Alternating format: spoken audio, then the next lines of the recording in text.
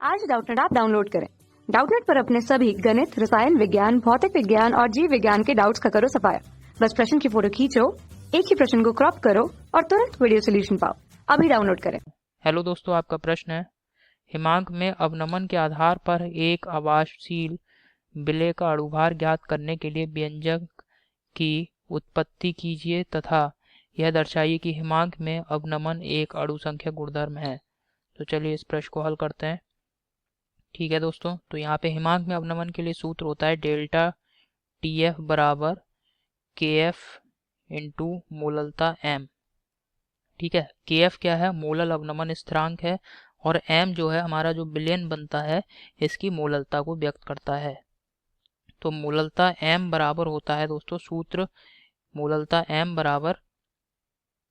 बराबर विलय के मोल बटे विलायक का भार किलोग्राम में। ठीक है, तो विलय के मोलों की संख्या कैसे ज्ञात करेंगे दोस्तों? विलय की ग्राम में मात्रा बटे विलय का अणुभार एम डैश बटे विलायक का भार दोस्तों हमें किस में लगाना है? यहाँ पे किलोग्राम में। तो विलायक का भार होता है W जो कि ग्राम में दे रखा होता है प्रश्न में, और जब इसको हम 1000 से भाग कर देंगे तो ये बदल जाएगा किलोग्राम में। तो ये है मोललता एम का सूत्र। अब इसको व्यवस्थित करके लिखते हैं तो ये आ जाएगा 1000 गुणा विलय का भार ग्राम में स्मॉल w बटे एम डैश गुणा कैपिटल W। ठीक है, तो यहाँ से मोललता m बराबर 1000 गुणा स्मॉल w बटे कैपिटल W गुणा m डैश। ठीक है, कैपिटल W गुणा m डैश। तो ये दोस्तों सूत्र है मोललता m के लिए, हमने ज्ञात कर लिया सूत्र। अब इसे हमने कह दिया समीकरण 2 और ये समीकरण है 1। तो समीकरण 1 व 2 से समीकरण 1 व समीकरण 2 से, ठीक है, समीकरण 1 और 2 से अगर हम देखें तो डेल्टा टी एफ बराबर के एफ इंटू मोललता एम का मान यहाँ पे रख रहे हैं, ये आ जाएगा 1000 गुणा स्मॉल w बटे कैपिटल W गुणा एम डैश।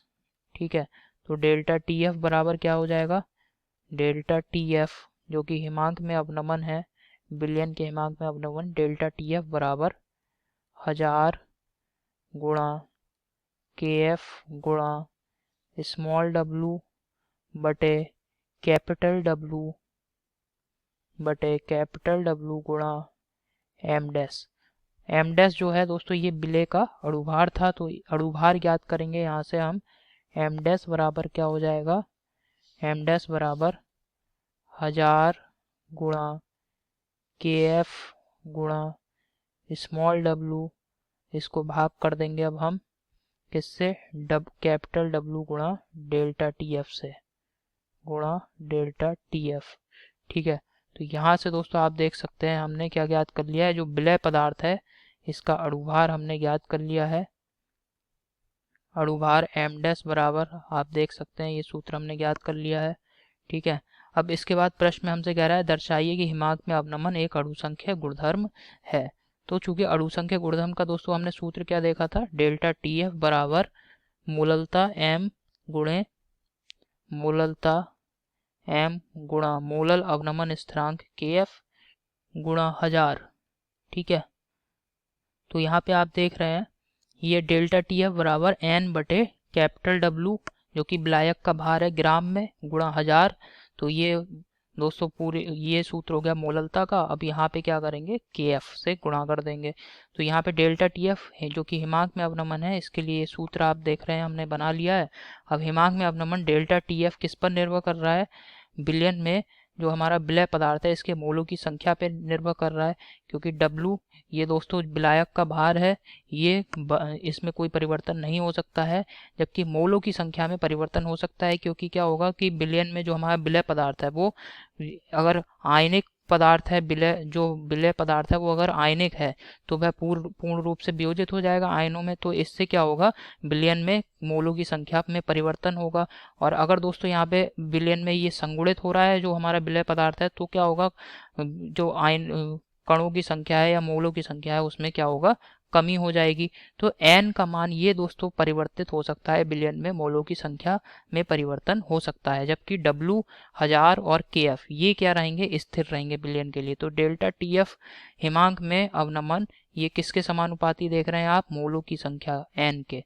तो इससे दोस्तों यहाँ पे आप देख सकते हैं सिद्ध हो रहा है कि जो हिमांक में अवनमन है डेल्टा TF ये क्या है, अणुसंख्य गुणधर्म है। और अणुसंख्य गुणधर्म क्या होते हैं दोस्तों, अणुसंख्य गुणधर्म किसी विलयन के वे गुण हैं जो कि विलयन में विलायक के कणों की संख्या पर निर्भर करते हैं। अगर विलायक के कणों की संख्या बढ़ रही है विलयन में तो अणुसंख्य गुणधर्मों का मान बढ़ेगा, और अगर दोस्तों विलायक के कणों की संख्या घट रही है विलयन में तो अणुसंख्य गुणधर्मों का मान क्या होगा, घटेगा।